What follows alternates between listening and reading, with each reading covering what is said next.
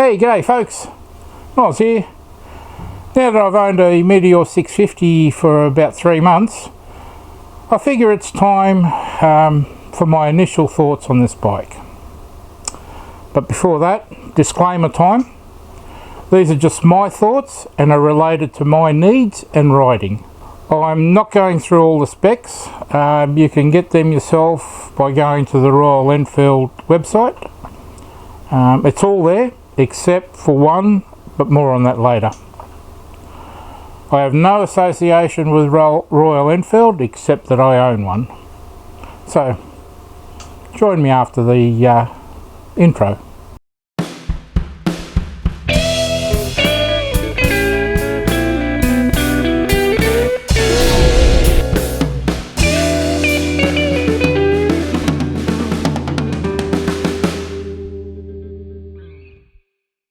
Firstly, let's just do a quick walk around the bike.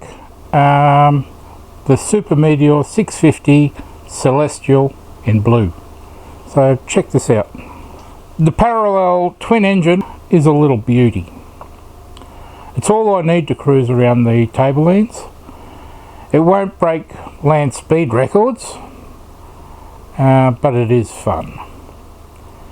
It could probably do with a few extra horsepower, but it's not necessarily a must-have for me. The 6-speed gearbox is smooth, real smooth, particularly when I compare it to my previous ride, the 2016 BMW R1200 RT, which has a typical 70s bike clunk when you select first gear and upshifting to second and third. The Royal Enfield, unless you look at the gear indicator or release the clutch, you wouldn't know that you've selected first gear. I mainly ride the Atherton Tablelands, which has some fantastic roads, varying from easy riding to superb twisties and lots of them. I don't go for the adrenaline rush these days. I did enough of that back in the day, and at my age healing takes a little bit longer. I'm more for fun and focusing on the line. With that in mind, this little bike handles superbly. It does make riding enjoyable. I really love the retro style look of this bike. It has character and elegance. It takes me back to basics, actually, in riding. No flash tech, except for ABS, which in my opinion is a good thing. Having said that, I do like tech, but I don't miss it. The controls are basic and functional. I would have liked to have seen a larger brake fluid reservoir for both the front and rear brakes, but hey, it is what it is, hey. The riding position. The seat, handlebars and slightly forward controls, foot controls, put you in an upright position, and that's what I prefer. I find it comfortable as it doesn't put my legs into that tucked in, cramped position. There is no strain or pressure on my lower back. It's more relaxed for me. Now for the seat. It's the Supermeteor 650 touring seat with pillion backrest. Feels comfortable. However, after about 2 hours in the saddle, my ass tends to square off. I reckon this is really due to the additional downforce that I exert on Australia. Lighter riders most likely won't have that issue. So, the seat, although broad, is a little firm. In all, it's not a real issue for me. I ride, stop for coffee or whatever, then ride again. Long trips are behind me anyway. Well, now for seat removal. This is a mission, to say the least.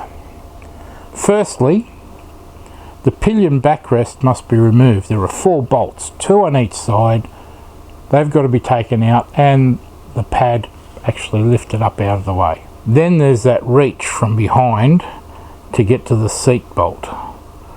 This is an Allen key bolt that needs to be extracted.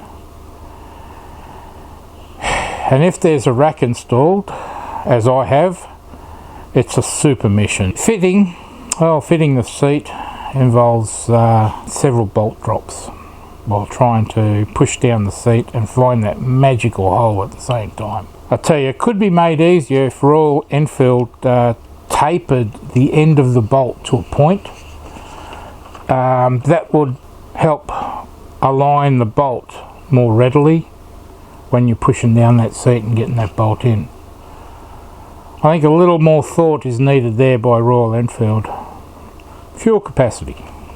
The tank is a 15.7 litre tank with 14.5 litres usable. Riding the tablelands, not really an issue for me. There are plenty of service stations. Having said that, I can ride to Cairns and back. That's what, 265 kilometres, 165 miles on a tank, and still have about a litre and a half or thereabouts left in the tank. Trips out back need serious consideration because fuel stops are few and far between. I suspect that with the bike fully loaded, the fuel consumption will be a little worse. This brings me to load capacity, this is the spec that is not shown on the online website. The online specs indicate that the curb weight is 241 kilos, 531 pounds. Only in the owner's manual do you find that the gross vehicle weight, that's the weight that the whole bike can take, is 429 kilos, that's 946 pounds.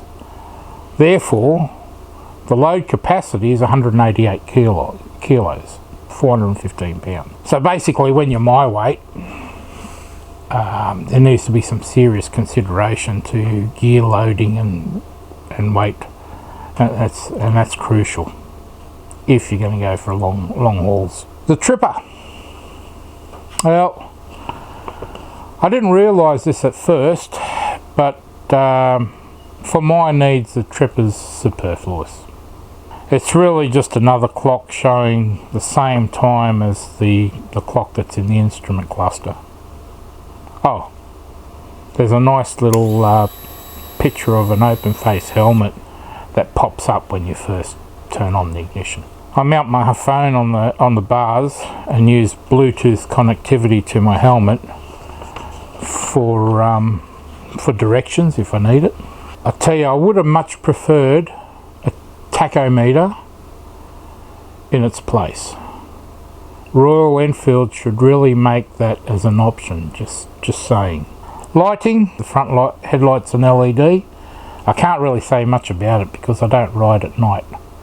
There are way too many kangaroos here at night that really love being in front of the spotlight for their 3 seconds of fame and then leaving the stage and taking whatever or whoever they can with them. The windscreen, that's adequate. It keeps the wind off my chest. The wind does, however, smack you in the helmet. So a small deflector could be in order depending on your height. I'm not sure whether I'll go that way just yet.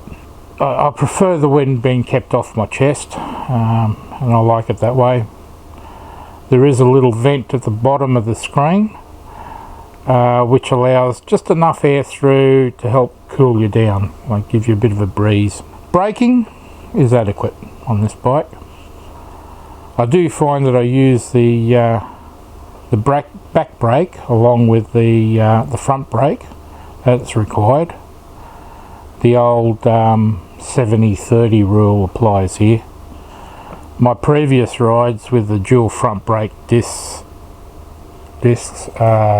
all I needed, unless heavy braking is called for. Then the rear brake is called on to slow things up a lot quicker.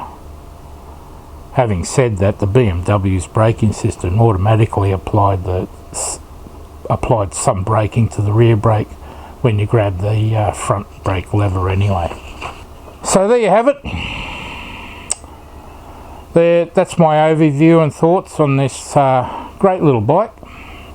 Sure, it does have some down points, but nothing too extreme that'll prevent me from enjoying the ride. So there you go. I hope you find that interesting. Please leave a comment with your thoughts about what I've just said. So until next time, take care everyone, look after each other, look after yourself, and cheers.